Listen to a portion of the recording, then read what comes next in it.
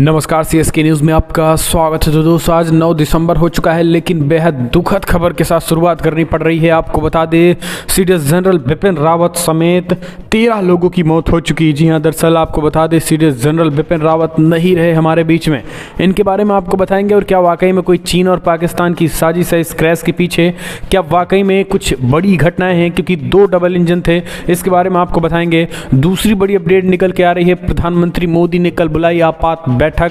आज भी होगी बड़ी बैठक। रक्षा मंत्री राजनाथ सिंह आज देंगे इस बात की जानकारी। दिल्ली पार्थिव शरीर आ चुका है सीडीएस जनरल बिपिन रावत और उनकी पत्नी समेत सेना के जवानों का। तीसरी बड़ी अपडेट में आपको बताएंगे। दोस्तों बड़ी खबर निकल के आ रही है, सीडीएस जनरल बिपिन रावत, बड़ी खबर निकल के आ रही है। 1 घंटे पहले की मूवमेंट की पूरी जानकारी और जो शेड्यूल था वो हम आपको बताएंगे, और साथ ही सीडीएस जनरल रावत की उपलब्धियां सर्जिकल स्ट्राइक से लेकर के नॉर्थ ईस्ट तक, यानी चीन से लेकर पाकिस्तान के दुश्मन नंबर 1 अगर कोई था सेना में तो वो सीडीएस थे। इसकी भी जांच जो है अंदरूनी की जा रही है इसको लेकर, और अभी के लिए फिलहाल बहुत कुछ जितना सामने है उससे कहीं ज़्यादा सोच पीछे है। तो दोस्तों सब कुछ खबर एक एक करके बताएंगे, जहाँ पे आपको बता दें भारत ने किया ब्रह्मोस सुपरसोनिक क्रूज मिसाइल के एयर वर्जन का सफल परीक्षण, ये भी बड़ी खबर आई है। वहीं अगली अपडेट निकल के आ रही है, जहाँ पे डीआरडीओ ने जमीन से हवा में मार करने वाली मिसाइल का भी परीक्षण कर दिया है। तो दोस्तों एक एक करके बताएंगे। जर्मनी में एंजेला मार्केल के युग का अंत हो गया है। वहीं बाज नहीं आएगा पाकिस्तान, आतंकवाद को दे रहा है लगातार खाद पानी। पीओके में भी लगभग कई बड़े आतंकी, खूंखार आतंकी संगठन के होने का मिला है दावा। तो एक एक करके जानेंगे दोस्तों क्यों अमेरिकी राष्ट्रपति जो बाइडेन और पुतिन आपस में भिड़ गए हैं, वो हम आपको बताएंगे। लेकिन उससे पहले छोटा सा निवेदन, अगर आपने चैनल को तक सब्सक्राइब नहीं किया तो पल पल के अपडेट के लिए चैनल को सब्सक्राइब करना ना भूले। दोस्तों 10 साल पहले बड़ी अपडेट निकल के आ रही है और दुखद खबर के साथ शुरुआत करनी पड़ रही है कि देश के chief of defence staff general Bipin Rawat helicopter हादसे में पत्नी सहित 13 लोगों की मौत नहीं रहे सीडीएस रावत। दोस्तों हेलीकॉप्टर क्रैश में सीडीएस बिपिन रावत का निधन हो गया। जो हेलीकॉप्टर क्रैश हुआ उसमें 14 लोग सवार थे। सीडीएस रावत की पत्नी मधुलिका रावत भी हेलीकॉप्टर में सवार थी। घटना पर रक्षा मंत्री राजनाथ सिंह समेत तमाम मंत्रियों ने दुख जताया है। प्रधानमंत्री नरेंद्र मोदी ने भी दुख जताते हुए सीडीएस जनरल बिपिन रावत के कामों को याद किया है। प्रधानमंत्री नरेंद्र मोदी ने कहा है कि सीडीएस जनरल बिपिन रावत आज पूरे देश को याद कर रहे हैं। आपको बता दें कि पूरा देश उनको याद कर रहा है। सीडीएस जनरल बिपिन रावत की बात करें तो प्रधानमंत्री मोदी ने कहा उनके कौशल और उनके कार्यों को कोई भुला नहीं सकता है। आपको बता दें पीएम मोदी ने बड़ी बातें कहते हुए कहा है कि जिस तरीके से ये घटना हुई है उसको लेकर पूरा देश जो है वो नम है। पूरा देश जो है एक तरीके से नम है, देश की आंखें नम हो चुकी हैं। दोस्तों कल जब ये पता चला कि सीडीएस जनरल बिपिन रावत का विमान क्रैश हुआ, 5 लोगों की मारे जाने की खबर निकली, तो पूरा देश जो है प्रार्थना करने लगा सीडीएस जनरल बिपिन रावत के स्वास्थ्य होने की। लेकिन बाद में पता चला कि सभी मारे गए। प्रधानमंत्री नरेंद्र मोदी ने भी दुख व्यक्त करते हुए लिखा है कि मैं इस घटना से दुखी हूँ जिसमें हमने अपने जनरल बिपिन रावत और उनकी पत्नी और सशस्त्र बलों के अन्य कर्मियों को खो दिया। उन्होंने पूरी लगन से भारत की सेवा की। मेरी संवेदनाएं शोक संतप्त परिवारों के साथ है। गृहमंत्री अमित शाह ने दुख जताते हुए लिखा है क्योंकि हमने अपने सीडीएस जनरल बिपिन रावत की एक दुखद दुर्घटना खो दिया। वो सबसे बहादुर सैनिक में से एक थे जिन्होंने अत्यंत भक्ति के साथ मातृभूमि की सेवा की। उनके अनुकरणीय योगदान और प्रतिबद्धता को शब्दों में बयान नहीं किया जा सकता है। रक्षा मंत्री राजनाथ सिंह ने लिखा है कि तमिलनाडु में आज बेहद दुखद दुर्भाग्यपूर्ण हेलीकॉप्टर दुर्घटना में सीडीएस बिपिन रावत और उनकी पत्नी और 11 अन्य सशस्त्र बलों के जवानों को आकस्मिक निधन से गहरा दुख। दोस्तों ये बड़ी खबर निकल के आ रही है। एक कहीं ना कहीं ओम शांति ओम सत सत नमन जरूर लिखिएगा दोस्तों, क्योंकि अपने आप में ये बहुत बड़ी और चौंकाने वाली कल जो खबर थी। हालांकि दिन में जो है उनकी सलामती का दौर जारी रहा, क्योंकि जब ये पता चला कि लोग कहीं ना कहीं एक तरीके से उनकी सलामती की बात करते रहे, जब ये पता चला कि भी 5 लोग मारे गए हैं, हो सकता है सीडीएस रावत कहीं ना कहीं तरीके से गंभीर हालत में बीमार हो, उनका इलाज चल रहा हो। हम चलते हैं एक और अपडेट लेते हैं। तो दोस्तों बड़ी खबर आपको बता दें, जो विमान हुआ क्रैश उस विमान में डबल इंजन समेत MI-17 सबसे पावरफुल और सेफेस्ट हेलीकॉप्टर माना जाता है। आखिर कैसे हुआ क्रैश, इसके पीछे की साजिश या फिर वाकई में अचानक कोई हादसा, इसको लेकर जांच बैठा दी गई है। आपको बता दें इस बीच पीएम प्रधानमंत्री मोदी के आवास पे कल मीटिंग्स भी हुई है। दरअसल आपको बता दें जिस तरीके से MI-17 क्रैश हुआ है, इसको लेकर देश भर में कहीं ना कहीं तरीके से लोग दुख प्रकट कर रहे हैं सीडीएस जनरल बिपिन रावत के प्रति। लेकिन लोगों में ये जानने की भी इच्छा है कि आखिर कैसे MI-17, जो कि क्योंकि रक्षा जानकारों का मानना है किस तरीके से ये हेलीकॉप्टर क्रैश नहीं होता है, क्योंकि इसमें दो इंजन्स लगे होते हैं। अगर एक इंजन काम करना बंद भी कर दे तो फिर दूसरा इंजन चलता है। क्या दूसरा इंजन नहीं चल रहा था? आखिर क्या हुआ, आखिर कैसे क्रैश हुआ ये MI-17, इसको लेकर बड़ी खबर और इसको लेकर जांच जारी है। क्या वाकई में चीन और पाकिस्तान की इसके पीछे साजिश है? क्योंकि दोस्तों सर्जिकल स्ट्राइक से लेकर नॉर्थ ईस्ट तक, यानी पाकिस्तान से लेकर चाइना तक, अगर सबसे ज़्यादा कोई खटक रहा था तो वो है सीडीएस जनरल बिपिन रावत इन दोनों की आंखों में। और अब इसके पीछे भी कहीं ना कहीं तरीके से बड़ी साजिश के कहीं ना कहीं तरीके से इस पे भी एंगल से जांच किया जा रहा है। आपको बता दें देश के थल सेना चीफ MM नरवणे और वायुसेना चीफ भी जो है कुन्नूर पहुंचे और वहां से आज सीडीएस रावत की अंतिम कहीं ना कहीं तरीके से विदाई होगी। सेना विदाई देगी और प्रधानमंत्री मोदी सभी मौजूद होंगे। इस बीच अगली अपडेट लेते हैं दोस्तों। बड़ी खबर निकल के आ रही है।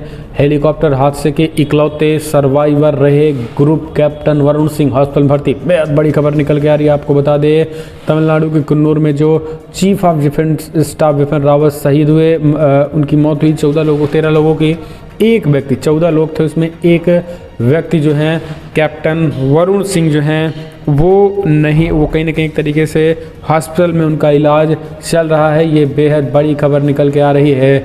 आपको बता दें हॉस्पिटल में वो भर्ती हैं और वो इकलौते केवल सर्वाइवर हैं, बाकी और सभी के सभी मारे गए हैं इस दुखद हादसे में। उत्तराखंड के CM रहे तीरथ सिंह रावत जो है दिल्ली में CM रावत के घर पहुंचे। प्रधानमंत्री मोदी ने जो है आपात बैठक बुला के जांच के आदेश दे दिए हैं। 15 में भी हेलीकॉप्टर दुर्घटना में जो है सीडीएस जनरल बिपिन रावत बाल बचे थे। 3 फरवरी 2015 को नागालैंड के दीमनपुर में दुर्घटनाग्रस्त हुए चीता हेलीकॉप्टर में सवार थे। उस समय लेफ्टिनेंट जनरल थे। मालूम हो कि तमिलनाडु के कुन्नूर में भी भारतीय वायुसेना के हेलीकॉप्टर क्रैश हो गया था और आपको बता दें 14 लोग सवार थे। हादसे में 13 लोगों की मौत हुई है। ये बेहद बड़ी खबर निकल के आ रही है। आपको बता दें ग्रुप कैप्टन एक केवल बचे। हम चलते हैं एक और अपडेट लेते हैं। बड़ी खबर सीडीएस बिपिन रावत ही नहीं, इन हस्तियों ने भी हवाई हादसे में जान गंवा दी अपनी। समझिए तमिलनाडु के कुन्नूर में सीडीएस जनरल बिपिन रावत यानी देश के पहले chief of defence staff Bipin Rawat जब वो हेलीकॉप्टर क्रैश में मारे गए। लेकिन आपको बता दें YS राजशेखर रेड्डी जी आंध्र प्रदेश के 2 बार मुख्यमंत्री रहे। YS राजशेखर रेड्डी की भी मौत 2009 में रुद्रकोंडा हिल में एक हेलीकॉप्टर दुर्घटना में हुई थी। रेड्डी कांग्रेस के सबसे मशहूर चेहरों में से एक थे। उन्हें 2009 में पार्टी को सत्ता में वापस आने में मदद की थी। माधवराव सिंधिया 2001 में वरिष्ठ कांग्रेस नेता माधवराव सिंधिया की विमान हादसे में मौत हुई थी। GMC बाल योगी लोकसभा अध्यक्ष रहे हैं। इसके साथ मोहन कुमार मंगलम, ओम प्रकाश जिंदल हरियाणा के तत्कालीन बिजली मंत्री थे। डेरा नाटुंग, सुरेंद्र नाथ, संजय गांधी सबसे प्रमुख हस्तियों में पूर्व प्रधानमंत्री इंदिरा गांधी के बेटे संजय गांधी जून 1980 में एक दिल्ली में एक विमान दुर्घटना में उनकी मौत हुई थी। तो इन सारे लोगों के भी विमान के जरिए इनका मौत हुई थी।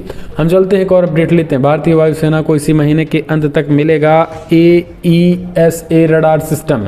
तेजस के सभी विमानों में होगा इंस्टॉल। दोस्तों इंडियन एयरफोर्स इस महीने के अंत में स्वदेशी रूप से निर्मित रडार एक्टिव इलेक्ट्रॉनिकली स्कैन मिल जाएगा। इस रडार के विकसित होने के बाद से भारत उन देशों की लिस्ट में शामिल हो जाएगा जिनके पास से एक फोर्स मल्टीप्लायर है जो इलेक्ट्रॉनिक युद्ध, लंबी दूरी की मिसाइलें और गाइडेड गोला बारूद का मुकाबला करती हैं। एक और अपडेट लेते हैं। भारत ने किया ब्रह्मोस सुपरसोनिक क्रूज मिसाइल के एयर वर्जन का परीक्षण, बहुत ही खतरनाक। दोस्तों भारत ने बुधवार को ब्रह्मोस सुपरसोनिक क्रूज मिसाइल के वायु संस्करण का कहीं न कहीं एक तरीके से सफलतापूर्वक परीक्षण किया है। इस मिसाइल का परीक्षण ओडिशा के चांदीपुर परीक्षण रेंज सुपरसोनिक लड़ाकू विमान सुखोई 30 MKI से किया गया। डीआरडीओ ने इसकी जानकारी दी है। डीआरडीओ ने बताया है कि यह परीक्षण ब्रह्मोस के विकास की अहम कड़ी है। ये देश के भीतर वायु संस्करण ब्रह्मोस मिसाइलों के उत्पादन के लिए प्रणाली को मंजूर देता है। इस मिसाइल के सफल परीक्षण के बाद भारतीय वायुसेना की शक्ति में और ज़्यादा इजाफा होगा। हम चलते हैं एक और अपडेट लेते हैं दोस्तों। ऊंचाई और जंग के माहिर थे विपिन रावत, सर्जिकल स्ट्राइक कर पाकिस्तान से लिया था उरी हमले का बदला। तमिलनाडु के कोयम्बटूर और सुलूर के बीच जिस तरीके से हादसा हुआ है, ये अपने आप में कहीं ना कहीं दुखद खबर है, लेकिन अब उनकी उपलब्धियां भी समझिए।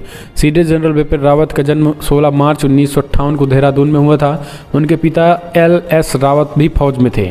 उन्हें लेफ्टिनेंट जनरल SL रावत के नाम से पहचाना जाता था।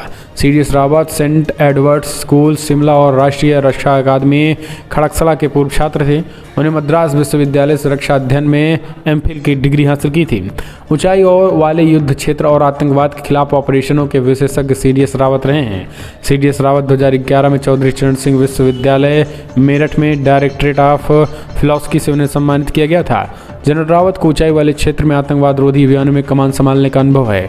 आपको बता दें, पिछले 4 दशकों में देश की सेवा कर रहे सीडीएस रावत 2019 में पीएम मोदी ने 15 अगस्त को लाल किले की प्राचीर से देश की तीनों सेनाओं के बीच तालमेल को और बेहतर बनाने के लिए चीफ ऑफ डिफेंस स्टाफ यानी सीडीएस का नया पद बनाने का ऐलान किया था। इसके बाद ही भारतीय सेना प्रमुख के पद से रिटायर होने के बाद विपिन रावत ने चीफ ऑफ डिफेंस स्टाफ का पदभार ग्रहण किया था।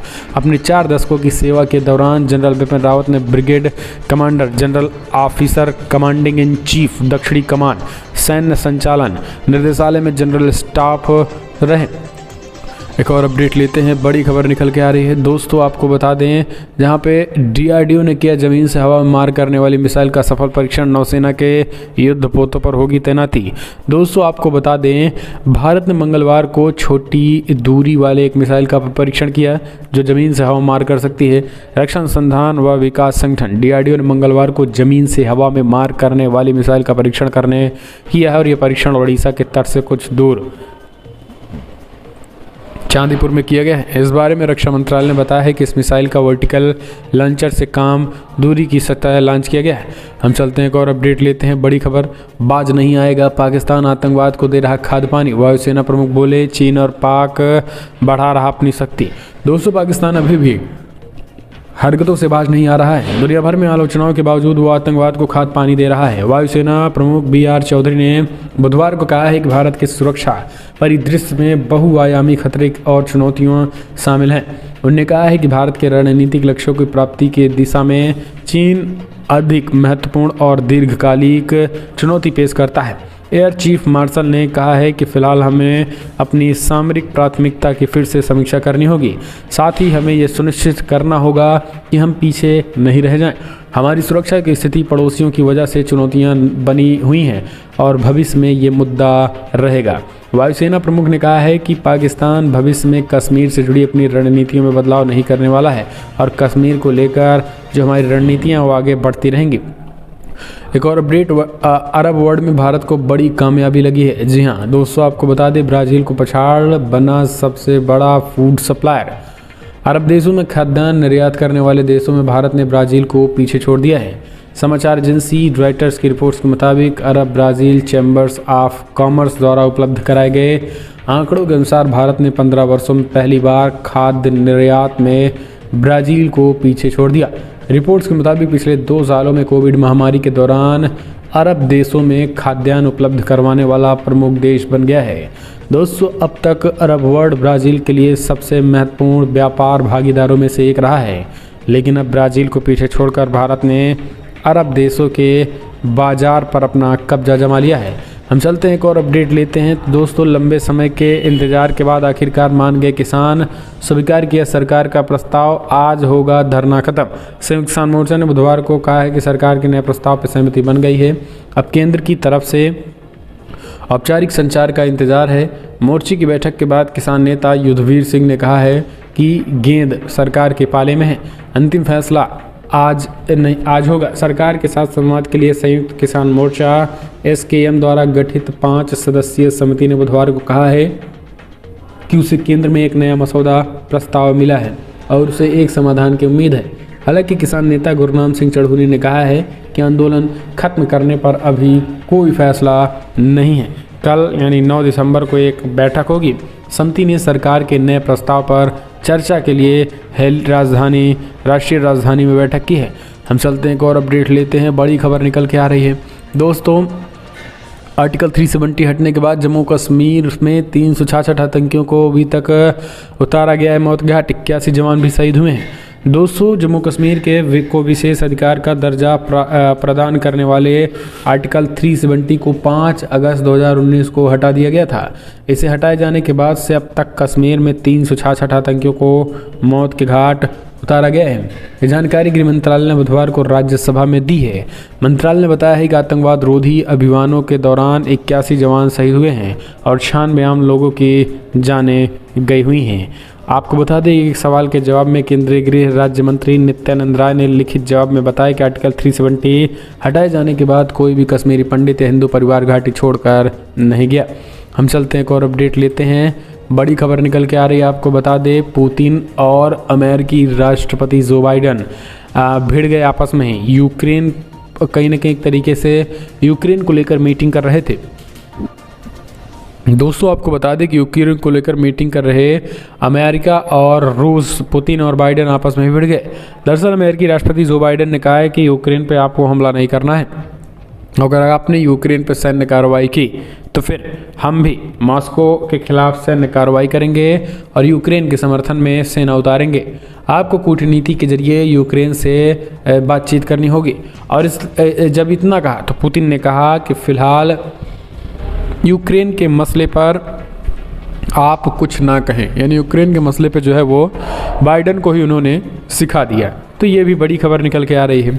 इस बीच आपको बता दें, अमेरिका ने प्रतिबंध लगाने की भी बात कही हुई है।